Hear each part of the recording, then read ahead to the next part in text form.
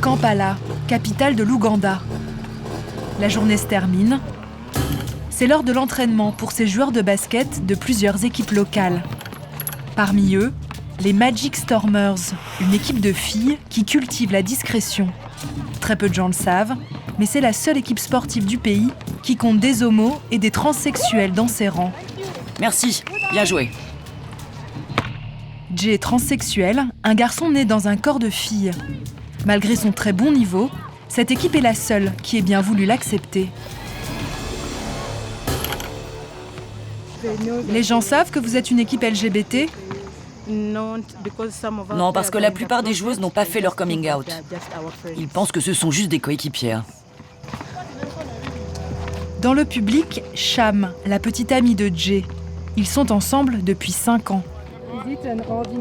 Est-ce que c'est une équipe comme les autres ? C'est une équipe très spéciale parce que mon copain en fait partie.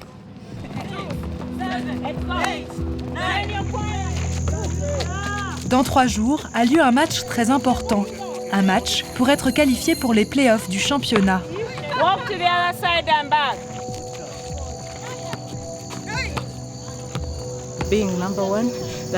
Si on devient numéro 1, ça prouvera à tout le monde qu'ils avaient tort de nous discriminer et que nous pouvons réaliser de grands exploits.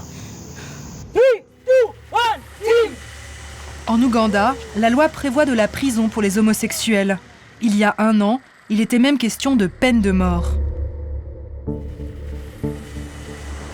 Le pays est l'un des plus homophobes de la planète. Les tabloïds publient régulièrement des listes d'homosexuels avec nom et adresse à l'intérieur pour inviter au lynchage.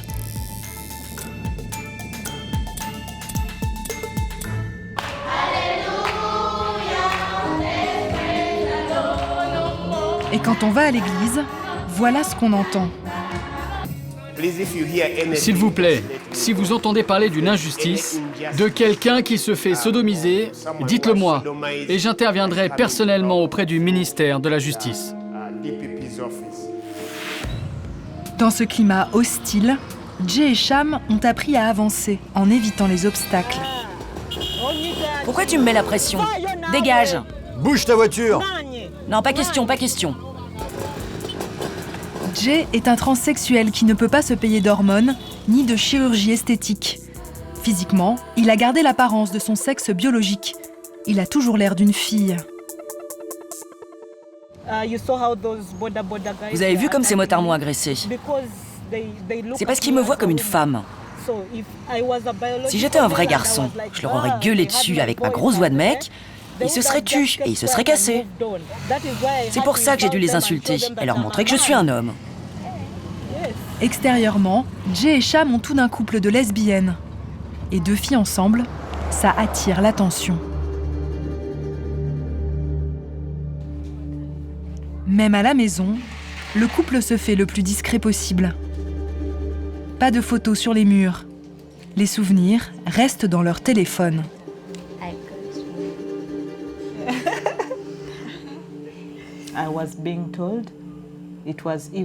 On m'a dit que c'était satanique, que ça n'était pas africain, que j'avais été ensorcelée, que j'avais des démons à l'intérieur de moi, que j'étais possédée.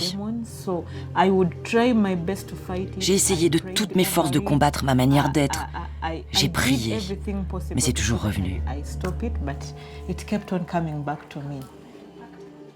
Jay et Sham n'ont jamais été condamnés pour homosexualité. La loi est difficile à appliquer car pour être puni, il faut être pris en flagrant délit de rapport sexuel. Mais la menace est toujours là.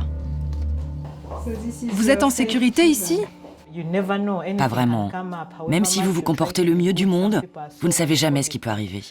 Les gens sont tellement homophobes que s'ils apprennent qui on est, ils peuvent aller le raconter à droite, à gauche. On peut se faire attaquer. Ils peuvent même entrer chez nous par effraction. Tout peut arriver.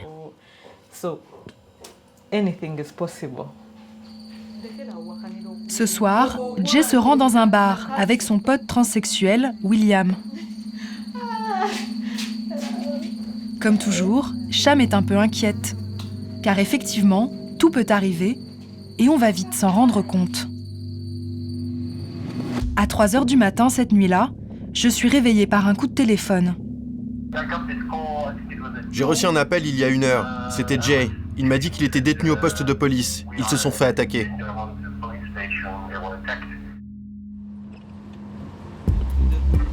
Je me rends sur place.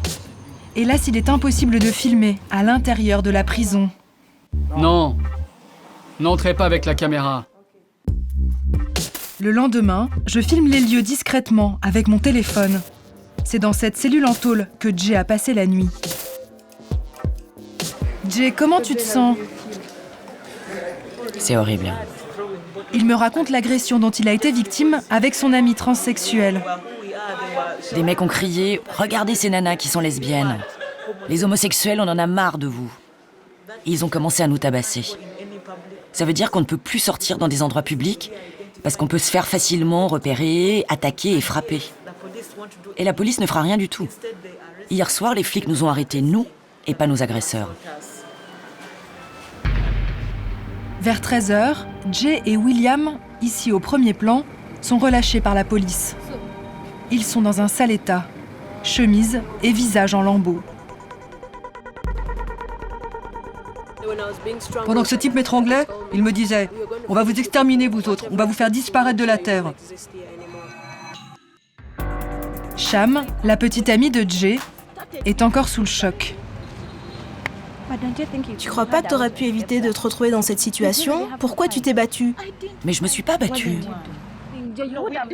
Tu sais bien que c'était pas un endroit où les gays sont les bienvenus. Le tort de Jay, être sorti dans un bar, tout simplement. Il hérite d'une dispute de couple et également d'une grosse frustration. Blessé, il va être privé de la rencontre la plus importante de la saison des Magic Stormers. 3 heures plus tard, début du match. Jay est présent, mais sur le banc de touche. Plus bas tes dribbles, plus bas! Leurs adversaires sont mieux classés. La partie s'annonce difficile.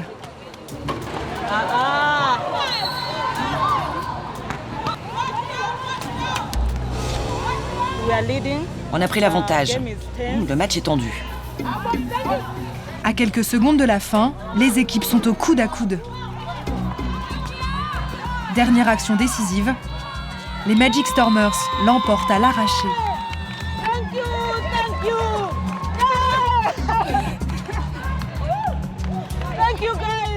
Merci, merci.